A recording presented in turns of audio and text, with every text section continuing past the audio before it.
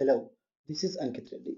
Welcome to the .NET course from educators.com, world's best online training tutorial for the leading technologies. In this video, we'll discuss on WASP validation controls with range validator. I strongly recommend you to watch a session on required field validator from the educators.com website before watching this. So let us see this. What is a range validator? A range validator will be used to check if the value is within a specified range of values. For example, range validator can be used to check if a player want to play some game, so that there will be a condition that player should be having from some age to some age. Suppose minimum age is this much and maximum age this much. Okay, for that let me see one example. I'm going to flip to the Visual Studio. Here let me design quickly what I want. Age. For this I need a text box. Let me take a text box. Then I need a button. Properties. Please make it a habit of changing whenever you add a control from the toolbox to a page. Immediately change this controls button or text box, whatever it is. Save it. Then let me change it property also.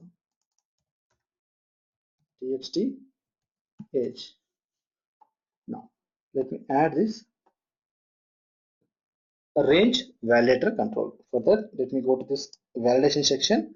Here you can find range validator. I have just added. Whenever you have add this, whatever validation controls, you need to go to the properties. You need to change that three things without fail. Before that, let me change this required. We have seen that. Now this is range validator control for age.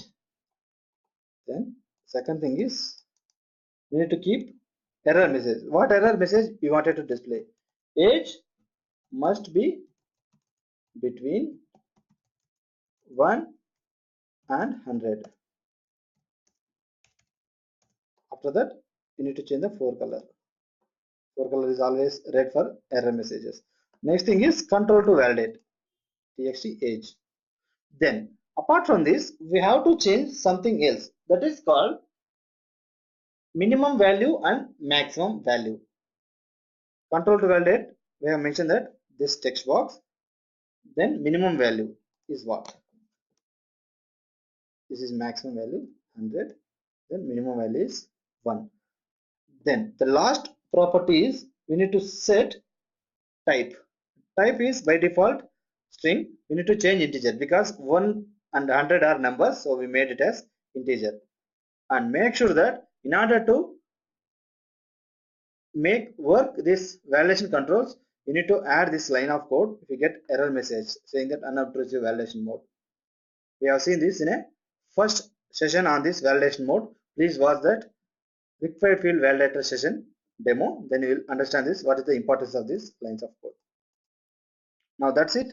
Let me save this and build this. Build is started, build is succeeded. In order to make this application work initially, so I'm changing this startup page. By right click on the particular page we wanted to execute and we click on execute button. I'm making this page as a startup page. Now I'm going to execute it. You can see range validation demo.aspx is getting.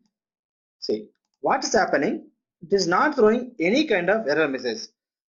This is because this range validator will work after you enter something. Suppose if I enter something, then only it will display like this. Age must be between 1 and 100. Till you provide the number between 1 and 100, it will be giving this kind of error messages. Suppose I typed 78, but it was minus 78. Still it will be showing this error message. If I type 4, it won't show error message. If I type something like this, again it will be showing something. Remember that range validator will work if you type something only, otherwise it won't work. Then what we can do, we can apply required field validator as well. So I'm going to apply required field validator as well. Required field validator. The same properties we need to change again. Select this required field validator, change this RFE age, then please change the error message. Age is required. Then we need to change the forecolor. Forecolor is red color. Then control to validate. Which control we need to validate? Again txt age. Now let us build this again. If you don't enter anything and pressing save button, we'll be getting now error message as age is required. If I pass something like this one, age must be between 1 and 100. So until unless you type the numbers either 1 to 100, it will be keep on showing. See, the numbers all both are inclusive. If you type 0, it will be throwing this error. If you type 101, still it will be throwing this error message. If you observe this, we are seeing here space is occupied. Generally, all error message will be shown at beside of this control. How do we make this error message can be visible immediately or next to this control? For that, let me stop this execution. Select this one and go to the properties. Somewhere else you can see this display. Make this as dynamic. Display as dynamic, and for this as well change the display is equals to dynamic. Just build this application one more time, execute this.